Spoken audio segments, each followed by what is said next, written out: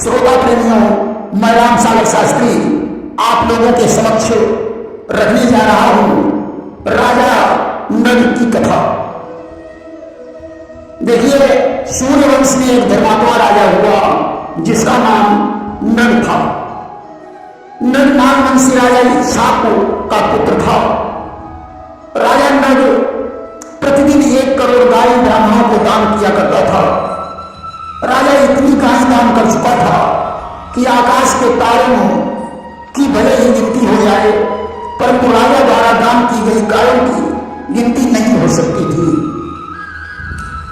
एक दिन की बात है, राजा द्वारा दान की गई एक गाय धोखे से आकर गायों में मिल गई। राजा ने वह गाय दूसरे ब्राह्मण को दान कर दी। जब दूसरा ब्राह्मण इस गाय को अपने घर ले जा रहा था, तभी रास्ते में पहले वाला ब्राह्मण मिल गया। उसने गाय को पहचान लिया और बोला, यह तो मेरी गाय है, इसे कहां लिए जा रहे हो? कि बोला, प्रथम मोरिया गाई, अब दूसर कहाइया जो हम पाई। दूसरा वाला ब्राह्मण बोला, यह मेरी गाय है, अभी अभी राजा ने मुझे दान में दी है। अब तो दोनों के बीच झगड़ा होने लगा कि झगड़ते गए नृपति के पास अक्रोधित हुई यश वचन प्रकाश। लड़ते झगड़ते दोनों राजा के पास पहुंचे। पहले वाले ब्राह्मण ने कहा, तू बड़ा कपटी राजा है, एक तरफ तू गायों का दान करता है और दूसरी तरफ उन्हें चुरा लेता है और फिर दान कर देता है। राजा ने कहा, नहीं विप्रदेव, यह सब धोखे से हो गया है।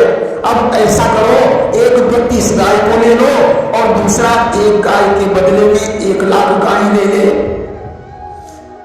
पहले वाले ने कहा, मैंने इस गाय का संकल्प पढ़ा है, इसलिए मुझे यही गाय चाहिए। राजा ने दूसरे वाले ब्राह्मण से कहा, विप्रदेव, तुम इस गाय के बदले में 1 लाख गाय ले लो।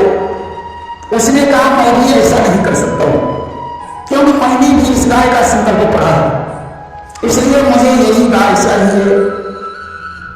राजा के बहुत समझाने पर भी जब ब्राह्मण नहीं माने, तो राजा दुविधा में पड़ गया कि दुविधा पड़ी नृप सोच बढ़ावा, मूढ़ हिलावत वचन लियावा।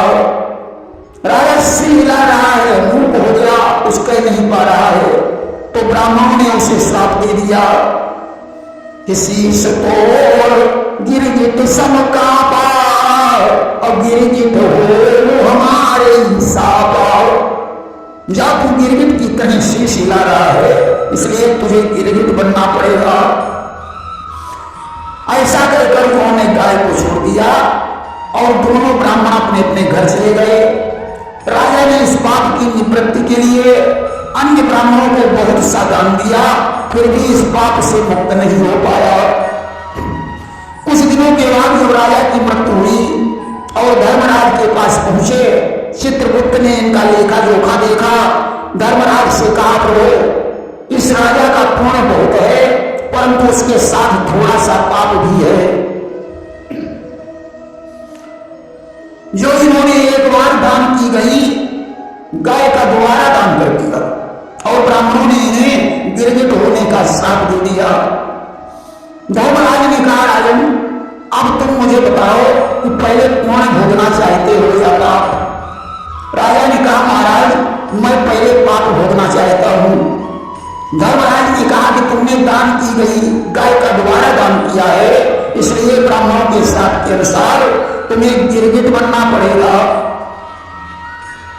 राजा ने कहा, महाराज, फिर मेरा उद्धार कैसे होगा?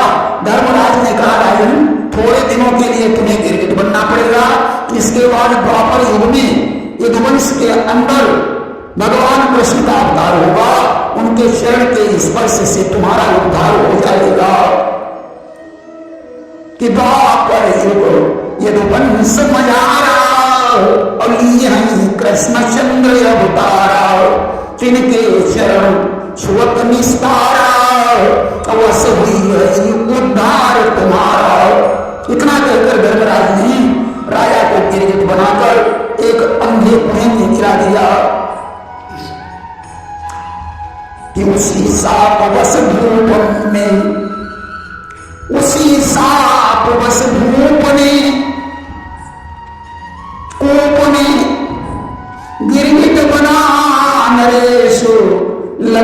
भोगने रात दिन दारुण दुसरे कलेश।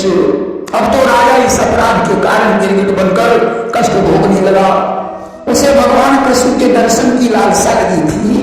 राजा बार बार कह रहा था कि हे प्रभु, आप शीघ्र अवतार लेकर मेरा उद्धार कीजिए। इधर भगवान कृष्ण ने द्वापर युग में यदुवंश में अवतार लिया। कंस का संहार करने के बाद उन्होंने 16,108 विवाह किए और नाती पोतों वाले हो गए। व्यास लिखते हैं कि एक दो पवनम राजन जगमुरयद कुमार का व्यर्थम सांब प्रद्युम्न चारु भानु बता गया। एक दिन की बात है, सांब, प्रद्युम्न, चारु भानु और गद आदि यदुवंशी राजकुमार घूमने के लिए उपवन में गए। वहां उन्हें प्यास लगी तो जल की खोज करने लगे। और खोज करत पावा सोई ऊपा गिरगिट देह धरे जहां भूपा। खोज करते करते उसी कुएं के पास पहुंच गए जिस कुएं में राजा गिरगिट बना पड़ा हुआ था। यदुवंशी उसे खेल समझकर बाहर निकालने लगे परंतु निकाल नहीं पाए। तब उन्होंने जाकर भगवान कृष्ण से कहा, कुएं में एक बड़ा भारी गिरगिट पड़ा है जिससे कुएं का जल दूषित हो रहा है। इसका पानी पीने वाले निश्चय ही हानि उठाएंगे, ना जाने इस अनजाने में कितने जन मारे जाएंगे।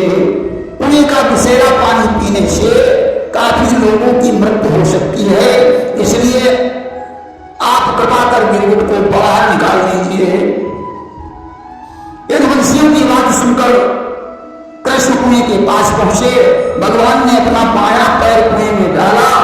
जब चरण का स्पर्श हुआ राजा का दिव्य स्वरूप हो गया कि वाम चरण इस पर से जवनी अब दिव्य स्वरूप भयो नपतवनी।